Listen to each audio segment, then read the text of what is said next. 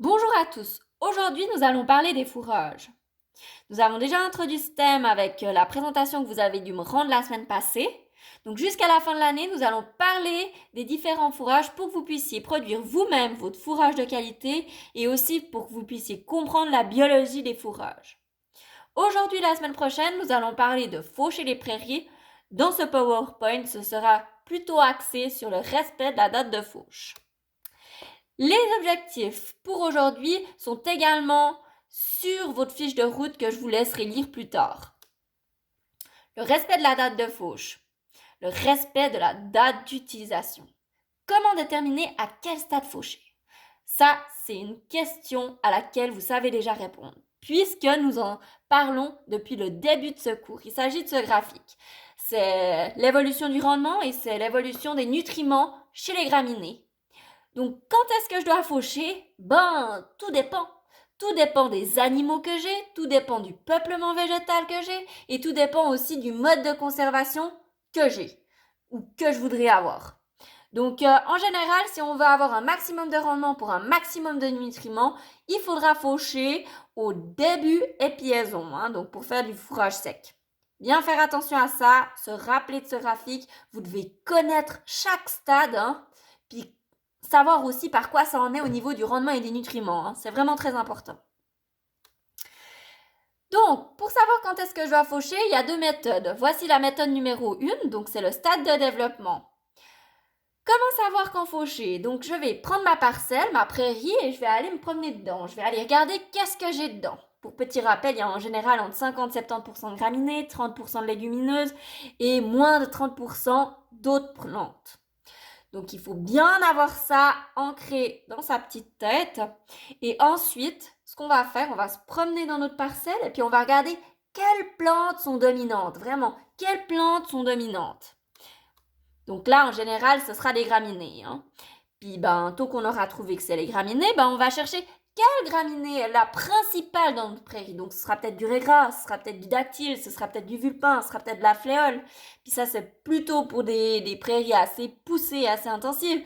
Mais si vous avez d'autres prairies, ce sera d'autres graminées. Alors, déjà, cherchez cette graminée qui est vraiment très présente. Là, c'est un petit tableau pour vous montrer les différentes dates à laquelle les plantes sont au début épiaison. Donc, sur votre gauche, vous avez les différents noms des graminées. Donc, ça va du vulpin des prés à la fléole des prés. Puis, en horizontal en haut, vous voyez les dates.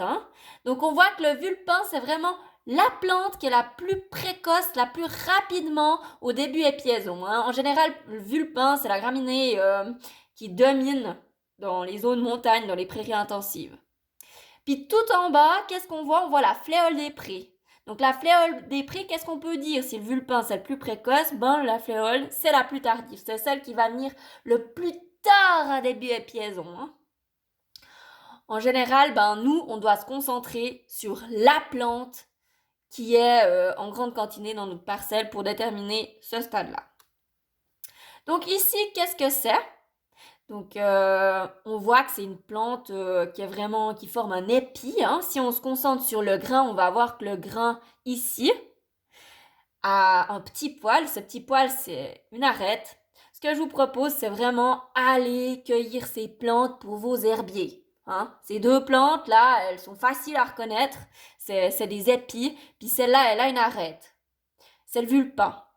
Le vulpin, on a dit que c'était celle qui était au début épiaison le plus rapidement, le plus vite. Comment est-ce qu'on va retenir ce vulpin, que c'est le plus précoce, le plus rapide, le plus vite à épiaison? C'est parce que vulpin, c'est vite à épiaison. Vulpin, vite à épiaison. C'est la même lettre pour commencer. Donc, répétez après moi, vulpin, vite. Un petit moyen mémotechnique. Ici, qu'est-ce que c'est?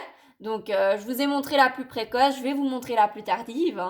Donc ici, de nouveau, c'est une graminée qui forme un épi comme le vulpin, mais on peut la différencier de l'autre en observant la graine qui forme deux petites piques ici, comme un taureau. Donc ces petites piques qui sont axées vers la verticale, si on le tourne de 45 degrés, on voit que ça fait les deux petites piques de fléole, les deux petites pointes de F. Donc fléole, comment on va retenir que c'est la plus tardive, que faut vraiment attendre longtemps pour qu'elle atteigne le stade 3, le stade début épiaison, c'est que fléole, ça vient à la fin. Fléole fin, nouveau, ce petit mnémotechnique. Voilà, donc ici, c'est les stades que vous devez connaître.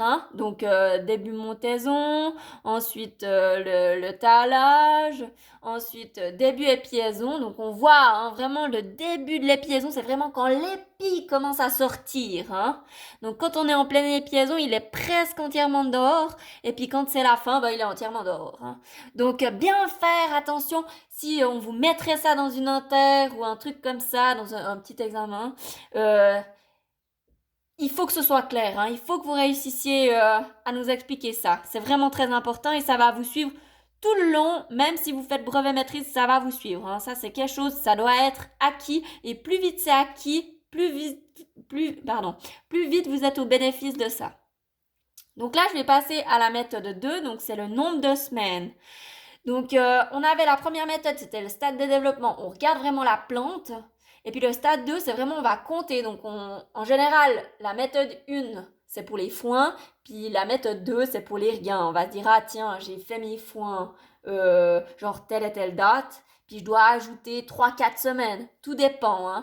Donc là, c'est vraiment, il faut se baser sur ce tableau. Donc on voit les différents stades de la prairie. Quand est-ce que je vais vouloir faucher? Nous, en général, on va vouloir faucher au stade 3. Et puis ensuite, on va regarder notre prairie, si elle est plutôt à moins de 600 mètres, à plus de 600 mètres. Puis en plus, si on est environ à 600 mètres d'altitude, on a la possibilité encore de différencier si c'est une repousse estivale ou tardive. Donc en général, c'est autour des 5 semaines qu'il faut compter, mais vraiment, regardez ce tableau, parce que c'est vrai que 5 semaines, c'est si on est plutôt vers le bas, quoi. Et puis, il faut aussi savoir qu'avec cette méthode, il y a énormément d'influences. Tout dépend si il y a eu assez de soleil, il y a eu des températures assez chaudes, il y a eu assez d'eau, il y a eu un état du sol qui était bon, et elles ont eu la place pour se développer, aller chercher leurs nutriments. Parce qu'apporter des nutriments aux plantes, c'est bien joli, mais si elles n'ont pas accès, vous voyez, si vous avez eu un mois de sec, vous apportez du purin, puis après il y a à nouveau un mois de sec, la pauvre prairie, là, elle va plutôt mourir que plutôt se développer. Bien faire attention à ça. Puis c'est vrai qu'avec cette méthode 2, c'est quelque chose d'assez théorique. Il faut plutôt aller dans le champ pour prendre connaissance de l'état des plantes. Voilà, pour ça. Donc, moi, s'il y a des questions, je suis à disposition. Donc, n'hésitez pas. Une belle journée à vous!